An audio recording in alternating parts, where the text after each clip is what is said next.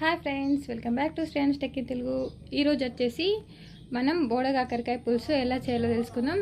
Oil వేడైనాక ఆవాలైతే వేసుకోండి. తర్వాత కొన్ని మిర్చి అండ్ ఉల్లిగడ్డ పేస్టు, అల్లం పేస్టు, వెల్లుల్లి పేస్టు అన్నీ వేసుకున్న తర్వాత మంచిగా వేగనివ్వండి. వేగినాక చిటికెడు పసుపు యాడ్ చేసుకోండి. అండ్ ముందుగా కట్టేసి పెట్టుకున్న బోడకాకరకాయ ముక్కలను అయితే వేసుకొని అండ్ కొంచెం సాల్ట్ యాడ్ చేసుకొని ఒక 5 మినిట్స్ ఆయిల్లోనే మంచిగా వేగనివ్వండి. వేగిన తర్వాత మనం 2 టేబుల్ స్పూన్ల వరకు కారం యాడ్ చేసుకొని అండ్ చింతపులుసు కూడా ఇప్పుడే యాడ్ చేసుకోవాలి. యాడ్ చేసుకున్న తర్వాత మళ్ళీ ఒక 5 మినిట్స్ అయితే ఇదంతా మిశ్రమాన్ని మొత్తం మంచిగా మరిగించండి.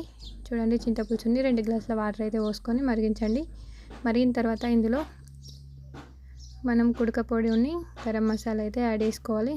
యాడ్ చేసుకొని మళ్ళీ ఒక 5 మినిట్స్ వరకు మంచిగా మరిగించుకోండి. మరిగిన తర్వాత అయితే మనం సన్నగా చాపేసి పెట్టుకున్న కొత్తిమీరకి అయితే యాడ్ చేసుకొని దించుకుంటే సరిపోద్ది ఫ్రెండ్స్. సూపర్ టేస్టీ బోడకాకరకాయ పులుసు రెడీ. వీడియో నచ్చితే ఖచ్చితంగా ఒక లైక్ చేయండి.